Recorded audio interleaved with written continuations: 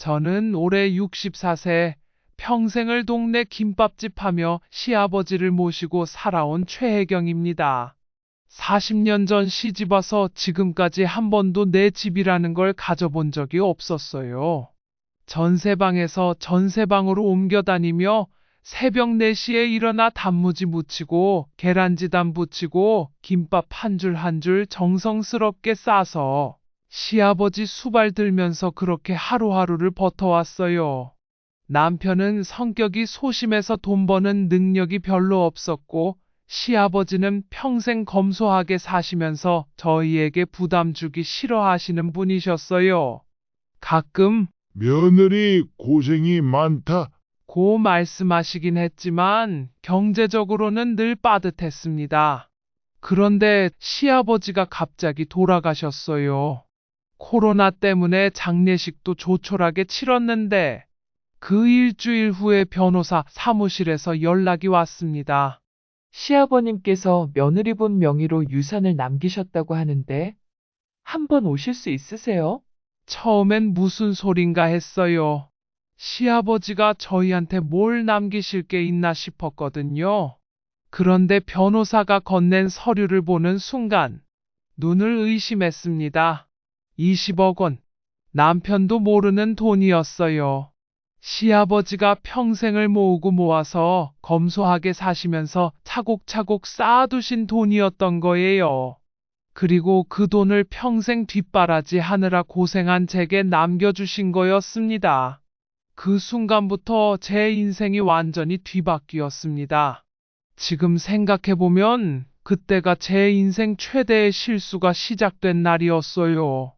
20억이라는 돈을 처음 받았을 때 솔직히 무서웠어요. 평생 1,000만 원도 제대로 만져본 적 없는 사람이 갑자기 20억을 받으니까 어떻게 해야 할지 모르겠더라고요. 남편한테는 말 못했어요. 시아버지가 며느리에게만 남겨주신 돈이라고 하니까 미안하기도 하고 입이 안 떨어지더라고요. 일단 은행에 넣어뒀는데 주변에서들 그러는 거예요. 요즘 같은 세상에 은행에만 넣어두면 돈이 썩어. 투자 좀 해야지. 2021년엔 주식 안 하는 사람이 바보야. 코로나 끝나면 경제 완전 회복된다고 하는데 동네 사람들, 김밥집 단골 아저씨들, 심지어 은행 직원까지 모두가 투자하라고 하더라고요. 그러던 중에 TV에서 어떤 증권 전문가가 나와서 말하는 거예요. 앞으로는 2차 전지 시대입니다. 전기차, ESG, 친환경. 특히 한국 2차 전지 기업들이 세계 1위예요. LG 에너지 솔루션, SK 이노베이션, 삼성 SDI. 이런 회사들 주식은 앞으로 몇 배씩 오를 겁니다. 그때만 해도 정말 그럴듯하게 들렸어요. 뉴스에서도 매일 전기차 얘기, 2차 전지 얘기가 나오고 결국 증권회사에 갔어요. 담당자가 친절하게 설명해 주더라고요. 어머님 같은 분들이 많이 오세요. 안전하게 우량주 위주로 분산 투자하시면 됩니다. 한국 2차 전지 대장주들 절대 망할 일 없어요. 처음엔 조심스럽게 5억만 넣었어요. 그런데 처음 2달 동안은 정말 잘 올랐거든요. 20% 넘게 수익이 났어요. 그때부터 욕심이 생겼습니다. 아, 진짜 전문가 말이 맞네. 나머지 돈도 넣으면 얼마나 벌까? 담당자도 계속 전화 왔어요. 어머님, 지금이 기회예요. 2차 전지주들 아직도 저평가 상태거든요. 더 넣으시는 게 좋을 것 같은데요. 결국 욕심을 이기지 못하고 나머지 15억도 다 넣었습니다. 총 20억을 한국 2차 전지 관련주에 올인한 거예요. 그런데 2022년부터 상황이 완전히 바뀌었어요. 중국 경제 침체, 미국 금리 인상, 러시아, 우크라이나 전쟁, 온갖 악재가 쏟아졌고 한국 주식시장은 매일매일 빠졌어요. 특히 2차 전지주들이 제일 많이 빠졌어요. LG 에너지 솔루션은 상장 후 계속 떨어지고 SK이노베이션도 삼성 SDI도 매일 손실이 커져갔어요. 마이너스 10%, 마이너스 20%, 마이너스 30%. 담당자는 말했어요. 어머님, 지금이 물타기 기회예요. 더 싸질 때 사모으시면 나중에 크게 벌 수 있어요.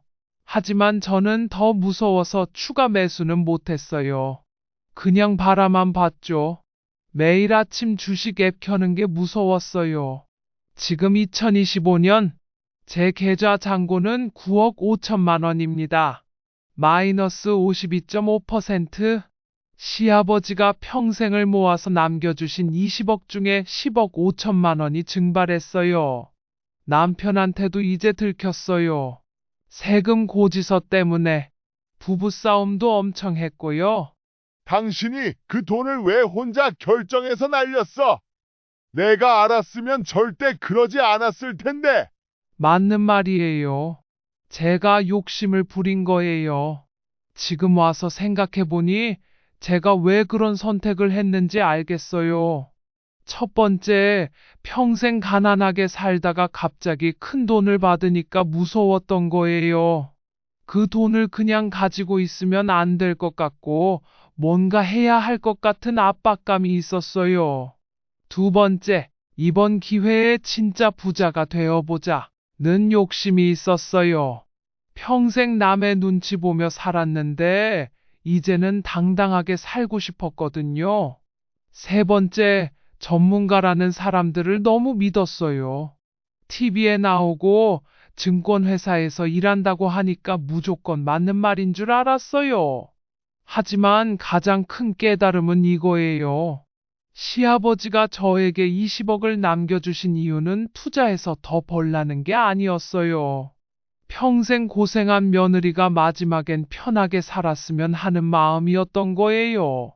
그 마음을 제가 욕심으로 배신한 거죠. 지금도 남은 9억 5천만 원이 있어요. 이 돈으로도 충분히 편하게 살 수 있어요. 김밥집도 정리하고 조그만 아파트 하나 사서 남편과 조용히 살아갈 수 있어요. 더 이상 욕심내지 않기로 했습니다. 혹시 저와 비슷한 상황에 있는 분들, 특히 갑자기 큰 돈을 받게 된 분들에게 말씀드리고 싶어요. 첫 번째, 급하게 결정하지 마세요. 큰 돈을 받으면 뭔가 해야 한다는 압박감이 들어요. 하지만 최소 1년은 그냥 은행에 넣어두고 천천히 생각하세요. 두 번째, 가족과 상의하세요. 혼자 결정하지 마세요. 아무리 내 돈이라도 가족들과 충분히 상의하고 결정하세요. 저처럼 나중에 후회하지 말고요. 세 번째, 전문가를 맹신하지 마세요. TV에 나오는 전문가들, 증권회사 직원들, 이 사람들도 미래를 알 수 없어요. 그들의 말은 참고만 하고 최종 결정은 본인이 하세요. 네 번째, 욕심을 조절하세요. 더 벌어야지 라는 생각보다는 어떻게 하면 안전하게 지킬까를 먼저 생각하세요. 특히 우리 나이에는 더 그래야 해요. 다섯 번째, 분산하세요. 혹시 투자를 하더라도 절대 한 곳에 몰빵하지 마세요. 저처럼 2차 전지주에만 넣지 말고 여러 곳에 나눠서 넣으세요. 지금 저는 남은 돈으로 작은 아파트를 사고 나머지는 안전한 예금에 넣어뒀어요. 더 이상 투자는 안 해요.